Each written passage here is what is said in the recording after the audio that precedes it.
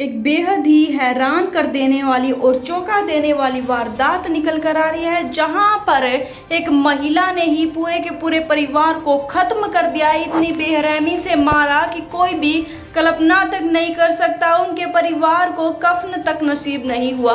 नमस्कार दोस्तों, स्वागत है आप सभी का एक बार फिर से। बड़ी खबर निकल कर आ रही है जबलपुर से, जहां पर एक लड़की जिसका नाम मालती बताया जा रहा है, उसकी शादी होती है एक घर में। दरअसल बता दें कि शादी के पश्चात मालती का कुछ और ही चक्कर चलने लग जाता है। गांव के किसी लड़के के साथ वह अवैध संबंध में आ जाती है। उस लड़के का नाम संजू बताया जा रहा है। मालती और संजू एक दूसरे को बेहद ही पसंद करने लगते हैं। दरअसल बता दें कि उसी घर में उसकी एक जेठानी भी रहा करती थी। दरअसल बता दें कि जेठानी को अब धीरे धीरे देवरानी की करतूतों के बारे में पता लगने लगता है, जिसके चलते जेठानी उसकी करतूतों पर उसे टोकने लग जाती है। ये बात देवरानी को पसंद नहीं आती है। इतना ही नहीं, जेठानी की एक लड़की भी थी जो कि 19 साल की थी, जिसका नाम निशा बताया जा रहा है। निशा ने भी काफी बार मालती को आपत्तिजनक हालत में देखा था। दरअसल बता दें, अब देवरानी और जेठानी में बिल्कुल भी नहीं बनती थी और जेठानी देवरानी को कहती रहती थी कि जो भी तेरे काले कारनामे हैं उनके बारे में पूरे के पूरे गाँव में बात फैला दूंगी। दरअसल बता दें कि एक दिन ऐसा आता है जब ये बात पूरे के पूरे गाँव में फैल जाती है। हर किसी की जुबान पर यही नाम था कि जो नई बहू आई थी गांव में, जिसका नाम मालती था, अब उसका किसी और लड़के के साथ चक्कर चलने लगा है।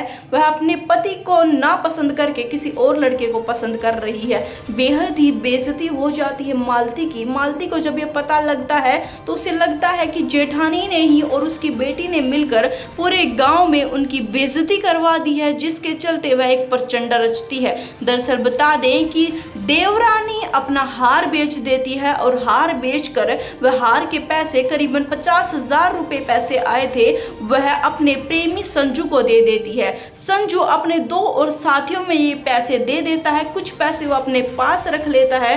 दरअसल बता देंगे कि पैसे जोड़े जा रहे थे, साजिश रची जा रही थी पूरे के पूरे परिवार को मारने की। दरअसल बता दें कि आज शाम का समय था। उस समय पर देवरानी और जेठानी दोनों मिलकर खाना बना रहे थे। उसी समय पर दोनों के बीच में अनबन हो जाती है। दरअसल बता दें कि इसी समय पर जब जेठानी चली जाती है तो देवरानी ससुर के खाने में जहर मिला देती है और वह खाना ससुर को सबसे लेट देती है, ताकि इस मामले में किसी को भी कुछ भी पता न चले।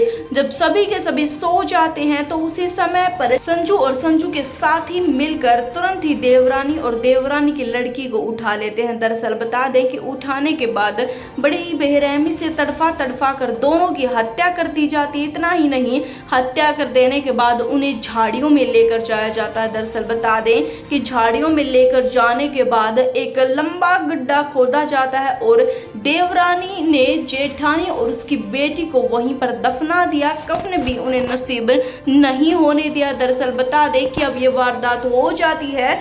सुबह देवरानी मासूम सा बनने का ढोंग कर रही थी और रो रही थी सभी के सामने कि पता नहीं हमारे घर से 2 सदस्य कहां पर गायब हो गए हैं। उसके साथ साथ ससुर की भी बेहद तबीयत खराब हो चुकी थी। उसे अस्पताल में लेकर जाया जाता है। इधर ससुर की भी मौत हो जाती है। क्राइम ब्रांच हर किसी से पूछताछ कर रही थी। देवरानी और उसके पति को गिरफ्तार कर लिया जाता है, पर वह कुछ भी बताने के लिए तैयार नहीं थे। दरअसल बता दिया, पता चलता है कि देवरानी का एक प्रेमी भी है। संजू को तुरंत ही पुलिस उठा लेती है। ना सिर्फ पुलिस उठाती है संजू को, संजू से पूछताछ की जाती है और संजू को धोखा देकर पुलिस सारा का सारा सच उगलवा लेती है।